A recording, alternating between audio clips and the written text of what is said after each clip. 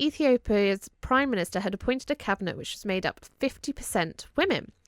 Ethiopia actually has a voluntary quota system for its parties, which requires a certain number of women, I think it's 40%, certain number of women in government.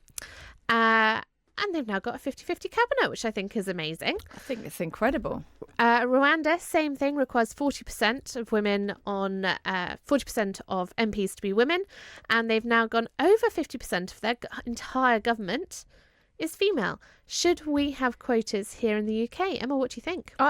Definitely. I've always said yes to quotas because, and the pushback is always like, oh, but we want the best people doing the job. And it's like, well, that's just making the assumption that all the people that are there already are the best people. And we know that they're not. They're there because of unconscious bias. They're there because of privilege. They're there because of leveraging their networks. So absolutely, we should have quotas. Yeah. So I think we should too. And they do. So certainly in the Labour Party, they have a quota for a number of female candidates. And they've sort of resisted it. There have been calls for it in the Tory party, which they've resisted. We're currently, however, that said, we don't have quotas in the UK, and we are currently on 32% of our MPs are women, which is the highest it's ever been. So maybe we're getting there naturally?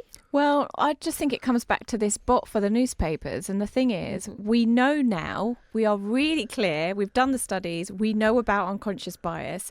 And unless you are doing your due diligence, due diligence, we're never going to change that. And yes, 32% is good when you compare it to what it was, but what it was so awful. I don't want to be sitting here going, oh, aren't we doing really well? No, we're not. It's not 50%. We're doing really badly because it's not 50%.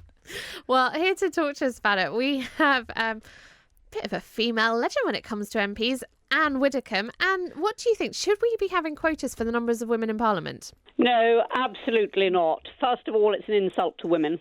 Why is it an insult to women? Well, I'm just about to tell you. I want every woman in Parliament to be able to look every man in Parliament in the eye and to know that she got there on exactly the same basis as he got there. Do you think every man can look every woman in Parliament and think they got there on the same basis? Well, they did, obviously. Because what I'm saying, no, if you won't even listen, we'll just end, okay? Okay. I'm sorry, I don't find this funny. I actually consider this a serious subject. No, I'm listening. Right. Now, every woman should be able to look every man in the eye and know that she got there on exactly the same basis as he got there. Once you have quotas, once you have all-women shortlists, or whatever measures you take to try and artificially smooth the paths of women, then they haven't got there on the same basis as the men. Now, in my day, we all had, every single one of us had got there by beating off all the competition in the same way that the men had. None of us had our paths artificially smoothed. That is patronising, that is insulting, and in the end, it makes us second-class citizens. Okay, so I hear that, and I completely agree. I don't think anyone wants to feel that they get a role simply because they're a woman. But what I do question is whether or not men have not had their paths artificially smooth. So when we look at unconscious bias and we know that we consider leaders automatically to be men, when we look at how we select people... Ministers. What do you mean leaders automatically? Well, we've had 2 women prime ministers. It's not a great ratio out of a total, is it? Well, yes, actually, if you look at it in modern times, since the passing of the Act, it is a pretty good ratio. We've got a woman head of the judiciary. We've got a woman head of the Metropolitan Police. We've got women absolutely everywhere in senior positions. We have actually won the battle. And now what we're doing is embracing the cult of victimhood and saying that we need, from the men, special consideration. Forget it, dear. It's an insult. And can I ask you a question? You've obviously been really successful in politics. Do you feel that you have had to, you've used the words battle, do you feel you've had to fight harder? Do you feel that you haven't had a smooth... No, I didn't feel that at all. And probably the reason for that was that I didn't go in looking for problems. I never regarded myself, for example, as a woman MP. I was an MP who happened to be a woman, but I represented a constituency in which 50% were men. So I never regarded myself as this sort of peculiar being of a woman MP, and therefore I expected to be treated equally, and therefore I was. But if you go in looking for problems, you will encounter them. So I appreciate what you're saying in terms of looking for problems. When you're sat in the Houses of Parliament, you're perhaps the only woman in a sea of men. Did you ever see what did you think were the reasons for that, or did you just accept that's okay and that's just how it is? Well, frankly, I never thought like that. I mean, first of all, I was never the only woman in a sea of men. There were several dozen women there when I went in. These days, there are a couple of hundred. So, I mean, it's going up all the time.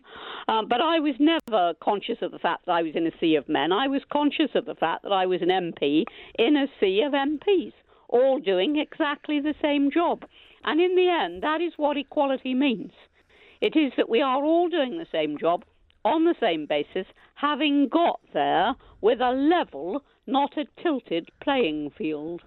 Would you like to see it getting to the point where there is 50-50 women and men? No, because I think it's irrelevant. I mean, I'm a pensioner, but I don't demand that there are so many pensioners in the House of Commons, or so many ethnics, or so many this, or so many that, or so many gays, or so many redheads. Quotas are irrelevant. What matters is that the people who are there will represent their constituencies as a whole. And as I say, I had to represent a constituency in which, and this is true of most constituencies, 50% of the electorate were men. I represented them as well as the women. I represented the young and the old and the gay and the straight and the black and the white. I represented them all alike. That was my job.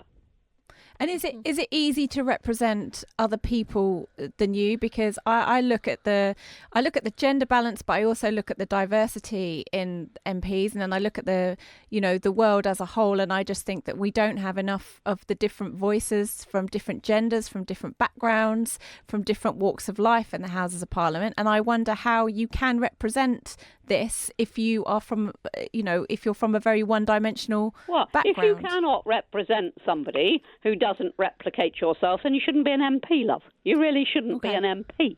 Our job is to represent everybody, including people of opposite opinions, people we don't like much, people who haven't always contributed a great deal to society. Doesn't matter. Our job is to represent them. That is the job of being an MP, and any woman, man, or whatever who doesn't understand that doesn't understand the job of an MP. But Anne, you don't represent everyone, do you? Because when we look at, for example, if I looked at your voting rights, you've continually voted against gay rights, you voted against gay marriage. And if if I had voted the opposite way, then people with a different opinion would say that I hadn't represented them. The job of an MP is to represent all your constituents to the best of your ability. You do what you believe is right.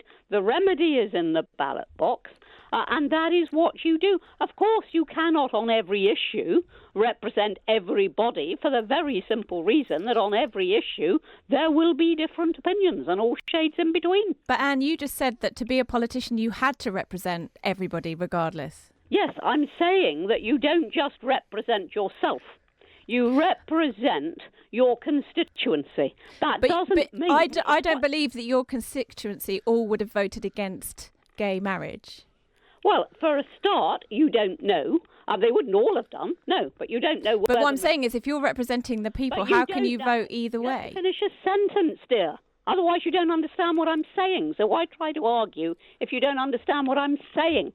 Well, I mean, I think she was saying that your argument didn't work. No, I was saying that they wouldn't all support that, but you do not know where the majority would have lain. No, but then finally what's happened is you voted based on your personal opinion, haven't you? Well, then in that case, nobody can vote in Parliament. Don't be silly. You're now taking the argument to extremes. You vote in Parliament and you then stand on what you've done. But what I'm saying is when you're in Parliament, you are influenced by yourself, by your perspective. So if we don't have different perspectives in Parliament, we can't represent people.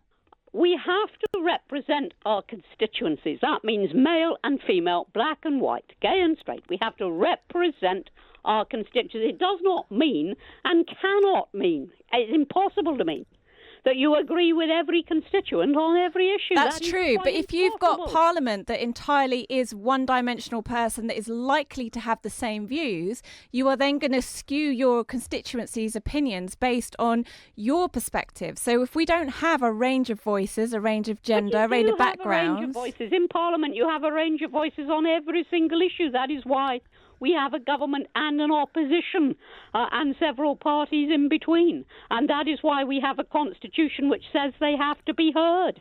I mean, that is why we have the democratic setup that we have. But it doesn't mean and cannot mean, and no sensible person can expect it to mean, that you represent every individual at every stage. What you do is, if that individual comes to you with an issue, you deal with it. And we were talking earlier in the show about a bot that's been created by the FT to ensure that if a journalist writes an article in which it only quotes men, it reminds them that they should be quoting some women as well. What do you think of that? Stupid. Why is that? I'm about to tell you. It should actually reflect the arguments. Now, if there is an argument for X and another argument for Y, you reflect those arguments. Doesn't matter who puts them, whether it's men or women. I don't look at an argument and say, oh, is it a man putting this or is it a woman putting this? I look at the argument. Can you not look at an argument and see? Because when I look at an argument, I can pretty much always see which gender it comes from. Well, that to me is absolutely pathetic because both men and women were, for example, in favour of the Iraq War. Both men and women vote for particular parties. Both men and women vote for practically any issue that you can mention, and therefore men and women... I'm talking about when you see an opinion in an article. Yes, and therefore men and women can have the same opinion or different opinions. Doesn't depend on their sex. Pathetic or a super skill, depends how you look at it. And of course, you are on Strictly Come Dancing's Christmas special, is that right? I am. A little bit of Strictly music. Are you in rehearsals for it now? Yes, I'm in training. How is it going? It's going very well, thank you very much. You'll be very pleased to know that there's a man and a woman involved with Anton and Lindsay. What do you think about the debate we had, not so much this year, but definitely last year with Strictly Come Dancing, we should have same-sex couples? Oh, well, as far as I'm concerned, Strictly is predicated on a man and a woman. And I don't think people, and obviously the BBC agree because they haven't switched it, I don't think people, want to see it any other way. And, I think Craig said he did, actually. I think it was Craig who was saying it sounded like a good idea. Craig doesn't speak for the entire nation, dear. I mean, he's a very important person and he's absolutely wonderful. I was just pointing out that there's somebody who wanted to see it the other way. He doesn't speak for the nation. I don't think any of us could, Anne. Thank you so much for joining us and chatting to us here tonight on Badass Women's Hour XL. Ann Widdecombe giving us her view on quotas in Parliament. Strangely enough, she was against. And Strictly Come Dancing's Christmas special, which is on, is it Christmas Day? Day after Christmas Day? I don't know. But it'll be on around then, and it's always a joy. She is on it. Emma, what do you think after that? Where are you? Has she changed your mind? No, she hasn't. She hasn't at all because, I appreciate what she's saying. To be a good politician, you've got to represent the country. But as she clearly stated in her argument, the way she votes is distorted by her views. Yeah. And you can't not be. And like you said, you have to vote one way or the other. So you will vote based on your life experience and your skews. And I just don't believe that if you don't have, that diversity in the of MPs, that you really are going to have a representation of what the country thinks. Well, there is an interesting point, which is that sometimes you can get somebody who you think, based on their gender, ethnicity, age, etc., is going to think in one way, and they think in a completely different way. So we can't just determine diversity of opinion based on background. But I agree. I think we do need a bit of gender balance. Definitely. Yeah.